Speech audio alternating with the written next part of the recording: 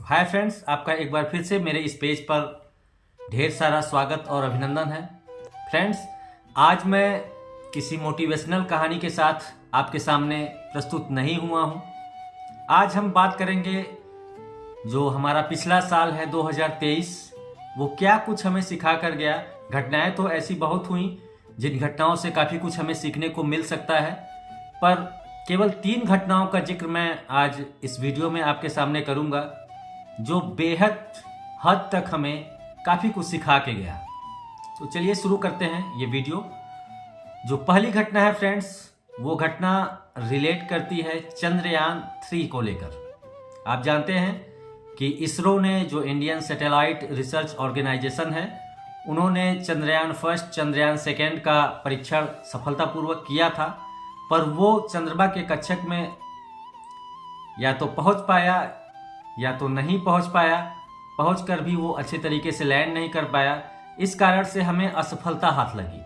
लेकिन अगर इसरो के साइंटिस्ट ने ये सोच लिया होता कि हमने 2 बार असफलता का स्वाद चखा है, हम तीसरा प्रयास नहीं करेंगे, तो शायद ये सफलता हमको नहीं मिल पाती। आप जानते हैं कि श्रीहरिकोटा से चंद्रयान 3 को रिलीज किया गया था और वो सफलतापूर्वक उसने लैंडिंग की चंद्रमा के दक्षिणी ध्रुव पर।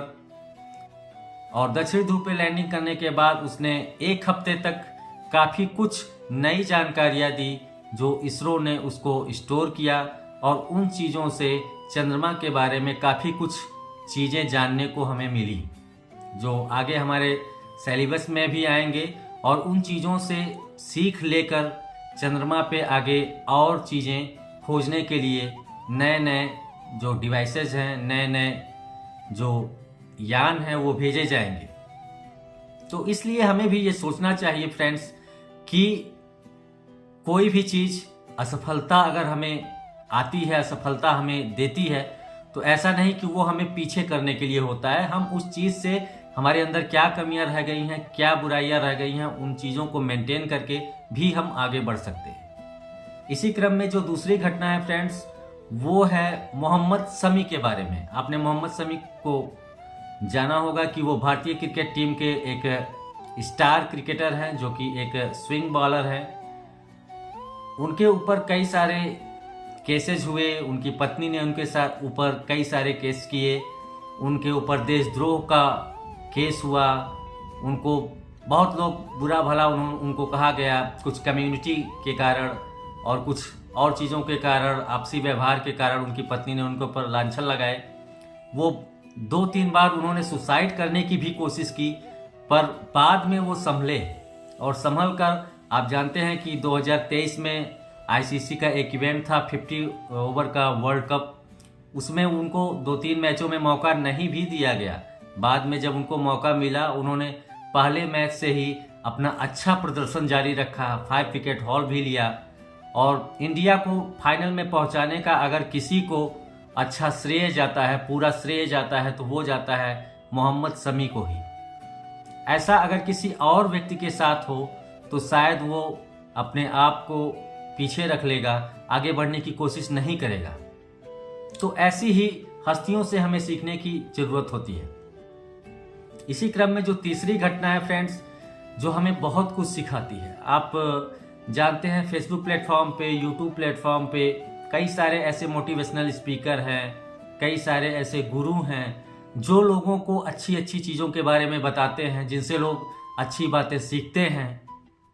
उसी में से 2 ऐसे मोटिवेशनल स्पीकर, बिजनेस कंसल्टेंट हैं, जिनमें एक नाम है मिस्टर संदीप माहेश्वरी सर का और दूसरा है डॉक्टर विवेक बिंद्रा का। कुछ दिन पहले एक शो में डॉक्टर विवेक बिंद्रा बात कर रहे थे। उस शो में मैंने सुना कि वो अपने आप को साबित कर रहे थे कि हाँ, जो हम बिजनेस कंसल्टेंट हैं और जो बिजनेस का काम करते हैं, उस बिजनेस के काम में अपने कोर्सेज बेचते हैं। आखिर क्या बेचते हैं? वो बेचा तो कोई प्रोडक्ट जाता है, वो दूध हो, दही हो, साबुन हो, तेल हो, शैम्पू हो, इन सब चीज़ों को बेचा जाता है। कोर्सेज बेचने के क्या मतलब है, ये मैं नहीं जान पाया।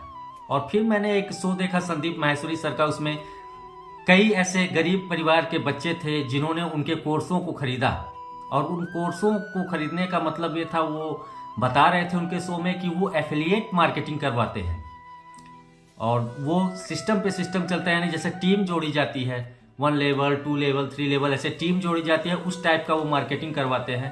तो इन कोर्सों को बेचने का क्या मतलब है? आप मोटिवेटर हैं, आप लोगों को मोटिवेट कर सकते हैं, उन कोर्सेज को बेचने का क्या मतलब है ये समझ में नहीं आया।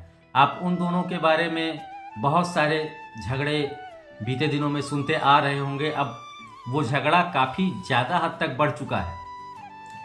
तो आप खुद सोचिए कि जो लोगों को मोटिवेट करते हैं, जो लोगों को मोटिवेशन देने का काम करते हैं, जब वो खुद मोटिवेट नहीं हैं तो फिर वो लोगों को किस तरीके से मोटिवेट करते हैं, कैसे मोटिवेट रखेंगे?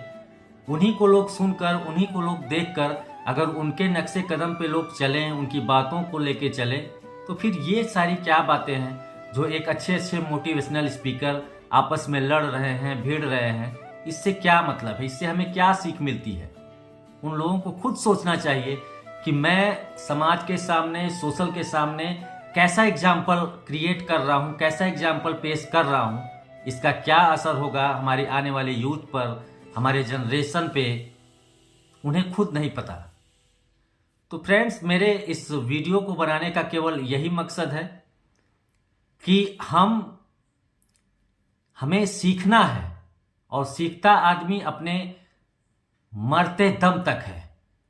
और सीखना ये है जो अच्छी चीज़ें हों, चाहे वो किसी मोटिवेशनल स्पीकर की हों, चाहे वो बुक से हम सीखते हैं, चाहे हुई घटनाओं से सीखते हैं, केवल अच्छी चीज़ों को अपने अंदर एब्जॉर्ब करने की कोशिश करें, और जो बुरी चीज़ें हैं उन्हें इग्नोर करने की कोशिश करें। एक आपने स्लोगन सुना होगा, everything is possible, nothing is impossible. यानी इस पृथ्वी पर, इस सृष्टि में जो कुछ भी है, ऐसा कुछ नहीं कि जो इम्पॉसिबल है हमारे लिए। बस हमें ये पता है, क्योंकि हम ह्यूमन हैं, हमारे अंदर ह्यूमैनिटी है, तो ये हमें पता है कि क्या हमारे लिए अच्छा है, क्या बुरा है। इन चीज़ों को ध्यान में रखते हुए हम आगे बढ़ें और अपने परिवार, अपने समाज के लिए कुछ अच्छा करें। तो फ्रेंड्स, बस इन्हीं कुछ 3 पॉइंट्स को लेकर मैं आपके सामने आया था। आपको ये पॉइंट्स कैसे लगे? अच्छे लगे हों तो अपनी प्रतिक्रिया जरूर दीजिएगा। फिर आगे कल मिलेंगे एक मोटिवेशनल स्टोरी के साथ। तब तक के लिए आप सबको नमस्कार। Thank you. Have a nice day.